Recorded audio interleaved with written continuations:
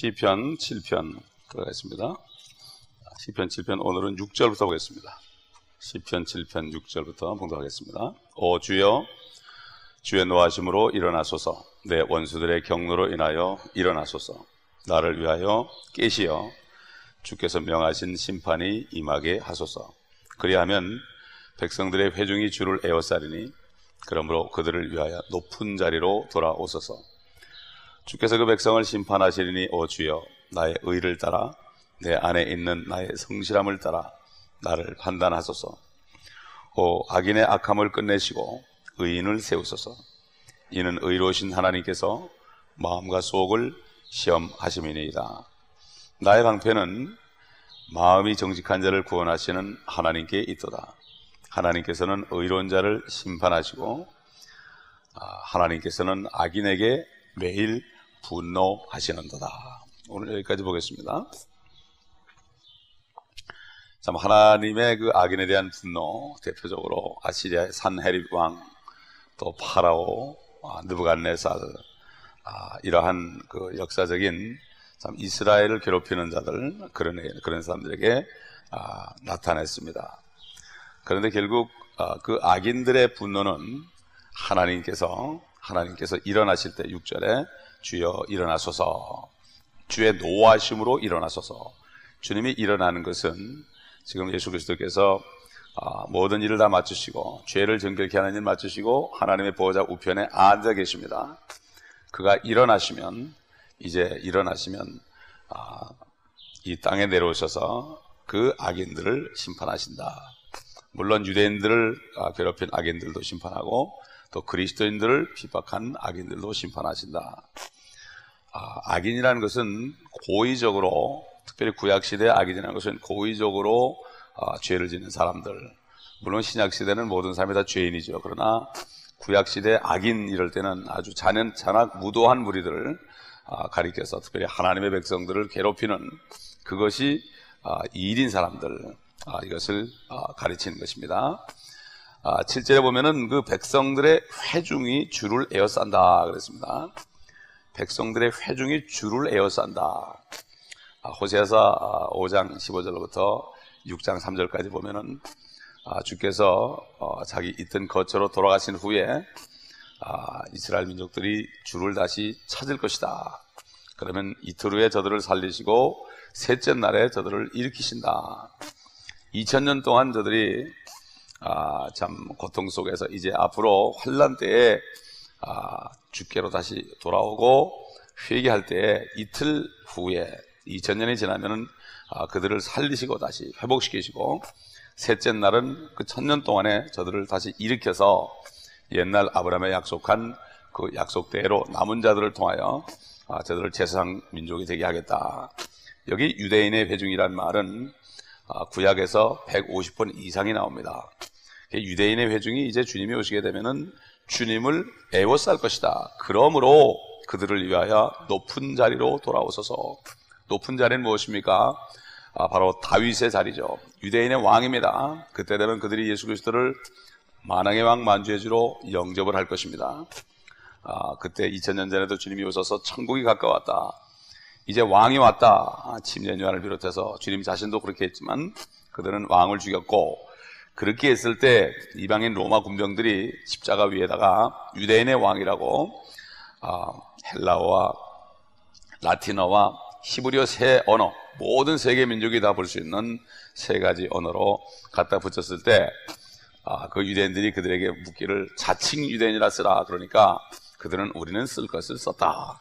하나님의 도구로서 그들은 분명히 십자가 위에 세 개의 말로 유대인의 왕이라 분명히 그렇게 써붙인 것을 우리가 볼 수 있습니다.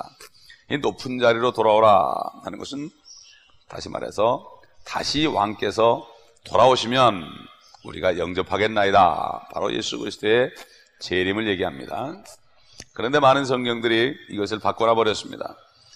70인용이라든가 소위 현대인의 성경, 리빙 바이블 같은 거, NIV 같은 이런 성경에서는 높은 곳에서 그들을 다스리소서 이렇게 바꿔놨어요. 그래서 지금 대부분의 그리스도인들이, 특별히 신학자들이 뭐라는가 하면 예수님은 하늘에서 벌써 다스리고 있고 우리는 이미 왕같은 제사장이 됐기 때문에 우리도 주님처럼 이제는 높아져야 된다.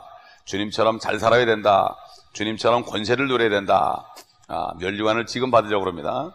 이게 성경은 이렇게 바꿔놓은 거죠. 그러니까 주님이 오시는 것을 바라지 않는 겁니다. 다행하게도 우리 개혁 성경에는 그래도 높은 자리에 돌아오셔서 이렇게 제대로 되어 있더라고요, 보니까. 자, 이 성경이 90가지가 넘으니까. 이렇게, 그 성경을 보게 되면은 주님께서는 하늘에 계시라, 오시지 말아라. 교황은 자신이 예수 그리스도 대신에 이 땅에서 다스리는 왕이다. 그래서 교황이라고 부르는 거죠. 그리고 스스로가 거룩하신 아버지라. 그래서 하나님 아버지도 그가 대표해서 그들의 참 공회에서 발표한 교리서를 보게 되면은, 트렌트 공회의 교리서를 보면은 교황은 죄가 없다. 하나님처럼 죄가 없는 분이다. 그러므로 교황의 말은 성경에 없더라도 교황의 말은 성경보다 더 위에 있다. 이렇게 얘기하는 것을 보게 되고, 캐톨릭 교회에 들어오지 않으면 구원이 없다. 저주를 받을지어다. 이렇게 되어 있습니다. 참 이러기 때문에 지금 이렇게 되다 보니까 사람들의 생각이 주님 오시는 거 별로 바라지 않습니다. 주님이 여기 오시는 거, 이 소망이 없으면 이 기독교가 다른 종교와 다를 게 하나도 없습니다. 이 땅에서 하는 거. 주일날 저녁에 중국 사람이 영어로 설교를 하는 걸 들었는데, 저는 목사가 설교하는 줄 알았는데 보니까 승려인데 양복을 입고 그 위에다가 까만 가운에다가 목사님들이 걸치는 휘장을 딱 하고 나와서 하기는 난 목사님이 설교한 줄 알았는데, 들어보니까 불교 강의하는 게 불교 강의. 똑같더라고요. 인생은 험한 길 같다. 죽음이 온다. 이러면서 그러는데 전혀 죄라든가 생명에 대한 얘기를 안 하고 철학적으로 얘기하는데 조금도 다를 게 없더라고요. 목사님의 가운을 입고 나와서 설법을 하는데 어떻게 제가 쏘고 하는지 처음에는 참 기가 막힌 노릇이더라고요. 자, 그렇기 때문에 기독교가 예수 그리스도가 이 땅에 오셔서 회복하시고 왕이 되시는 이러한 통치가 없이 예수님의 이 땅을 인수하는 것이 없으면 다른 종교와 다를 것이 아무것도 없습니다. 막연히 천국 간다는 거지 아무것도 없습니다. 그저 주님이 다시 오시는 거, 이것 결론이 없으면 아무것도 아니죠. 이건 소망이 없는 거죠. 그렇기 때문에 참 요즘에 어둠 가운데서 미국 목사님 중에 90%가 예수님은 땅에는 절대 오질 않는다, 하늘에서 다스리신다, 벌써 다스리고 있다, 이 여호와의 증인도 똑같이 얘기하는 거예요. 그렇기 때문에 우리가 절대 이런 데 속으면 안 됩니다.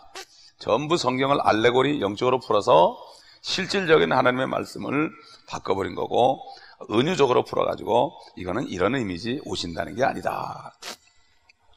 바로 무천년주의와 후천년주의의 이론입니다. 주의가 있을 수 없죠. 성경은 한 가지고 성경의 교리는 하나지 무슨 여러 가지 설이 나올 수가 없죠. 그러므로 성경을 그대로 믿어야 되는 것입니다. 이 7편에서 이 보면 9절로 11절 이하에 보게 되면은 동시에 적그리스도가 나타날 것을 얘기합니다. 악인이다. 악인의 악함을 끝난다. 이 악인의 악함. 그래서 이 7편에 보면은 그리스도의 재림에 대한 여러 가지 말이 나옵니다. 첫째, 사자라는 말이 나오죠. 사자. 우는 사자, 마귀죠. 또 행위에 따른 심판이다. 구약시대에 살았던 사람들은 행위로 심판하죠. 이게 바로 백보자 심판이죠. 그들이 행한 대로 행위록을 가지고 심판한다. 그리고 성실함에 따른 심판이 나오고, 셀라라는 말이 나오고, 주의 돌아오심이 나오죠.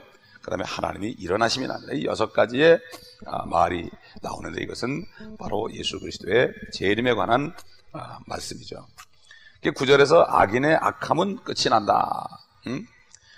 이것은 끝이 올 때까지, 세상이 끝날 때까지는 끝나지 않는다. 세상 끝은 언제입니까? 예수 그리스도가 오셔가지고 심판하신 날이 세상 끝이죠. 그것을 주의 날 또는 여호와의 날, 진노의 날, 이렇게 얘기하죠. 그렇기 때문에 그때까지 끝나지 않죠. 많은 사람들이 오해를 합니다. 심판의 날까지 잘 간수해 둔 건데 그동안에 더 많은 사람을 구원하려고 하는 하나님의 뜻을 알지 못하고, 자신을 위해서도 오래 참은 것을 알지 못하고 불평하는 것을 많이 봅니다. 저부터도 주님이 20년을 참아주지 않았으면 저는 지옥 갈 수밖에 없죠. 많은 사람들이 사실 그렇습니다. 죄를 지를 때 주님이 오셨다면 다 지옥 갈 텐데 그래도 꾹 참으시고 아직까지 오시지 않는 거, 한 사람이라도 더 구원하시는, 참 천년을 하루처럼 기다리시는 하나님의 참 오래 참으심의 사랑이죠. 참 여기에 우리에게 주시는 그 영적인 교훈이 있습니다. 요한복음 3장 36절 보면 아들을 믿는 자는 영생이 있고 아들을 믿지 않는 자는 바로 하나님의 진노가 그 위에 머물러 있다. 우리 개역성경에는 아들을 순종하지 않는 자는 진노가 머물러 있다. 그래가지고 믿었더라도 순종하지 않으면 지옥 간다, 이렇게 많이 또 목사님들이 푸는 분들이 있는데 성경이 잘못되니까 요한복음 3장 36절 아들을 믿는 자는 영생을 가졌고 아들을 믿지 않는 자는 진노가 임한다 그러는데, 이것을 성경이 아들을 믿는 자는 영생이 있고 아들에 순종하지 않는 자는 하나님의 진노가 머물러 있다, 이렇게 성경이 바뀌었으니까 할 수 없이 그런 교리가 나오는 거죠. 참, 그러니까 이 말씀이 얼마나 중요한지 모릅니다. 에덴 동산에서 한마디 말씀을 마귀가 바꿨을 때 그것 때문에 선악과를 보니까 먹음직스럽고 보암직스럽고 또 지혜롭게 할 만큼 탐스러워서 먹었다. 하나님의 말씀이 바뀌면은 바로 이렇게 사람들이 의심을 하게 되고 변질될 말씀이 들어오게 되면은 내 마음이 변질돼서 결국 하나님의 말씀을 어긴다, 이런 얘기죠. 그러므로 지금 이 신약 시대에는 믿지 않는 사람들, 예수 그리스도를 믿지 않고 자기 선을 의지하고 자기 행위를 의지하는 사람들 위에는 하나님의 진노가 항상 머물러 있다. 구약 시대와 신약 시대는 다르죠. 그렇기 때문에 이제는 믿고 구원받는 것이다. 얼마나 참 축복입니까? 이 11절에서의 그 악인 보면 하나님께서는 의로운 자는 심판하시고 하나님께서는 악인에게 매일 분노하신다. 심판을 통해서 계속 바로잡아주는 거죠.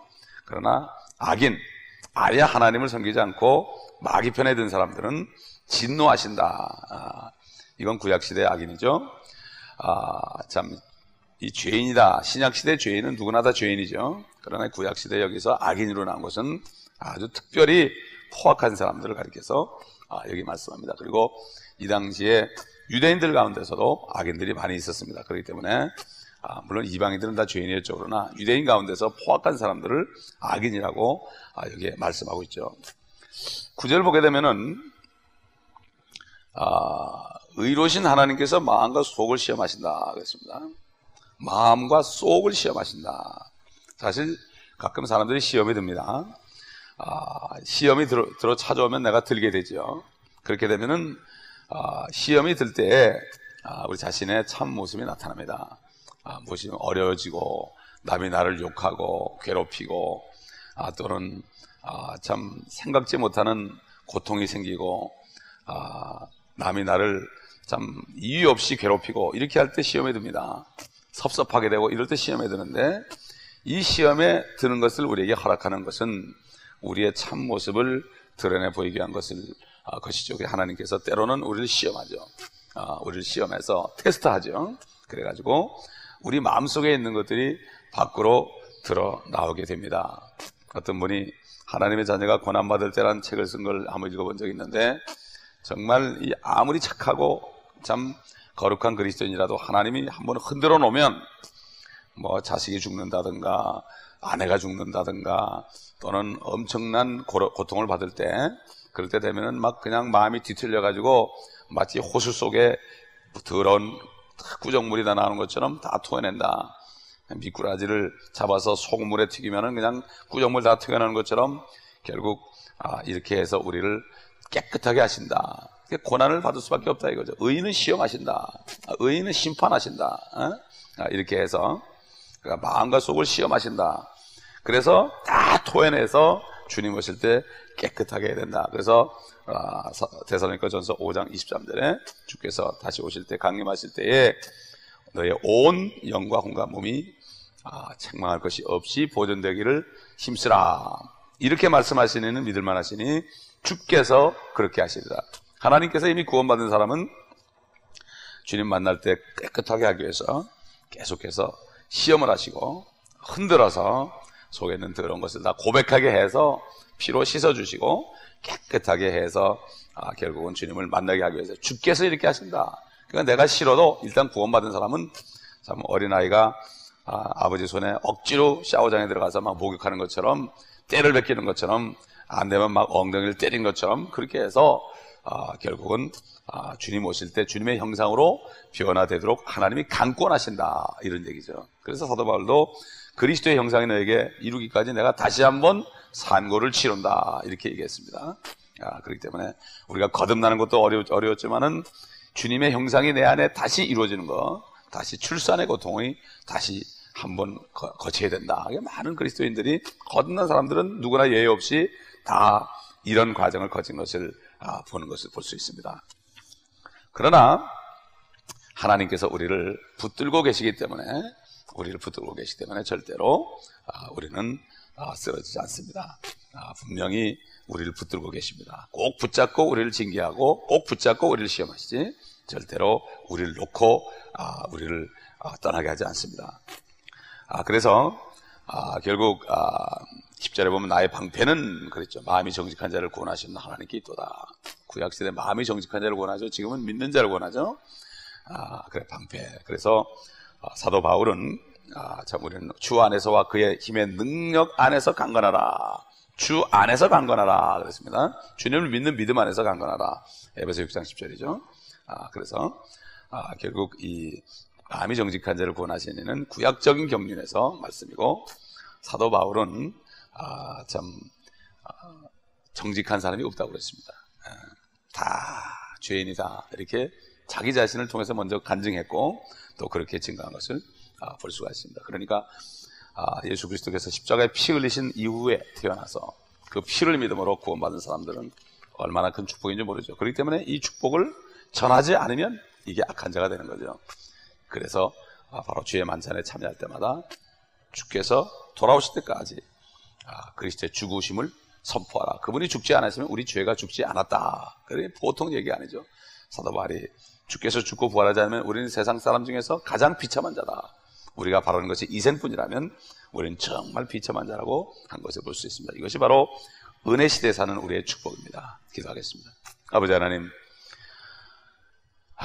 우리가 이 주님이 주신 은혜를 꼭 붙잡고 은혜 안에 있는 소망과 기쁨 속에서 세상을 이기고 믿음을 굳건하게 함으로 정말 이제는 이 믿기만 하면 구원받는 놀라우신 은혜의 복음을 우리가 끝까지 주님 오실 날까지 충실하게 전하는 우리 개인 또 이 교회가 될 수 있도록 도와주시옵소서.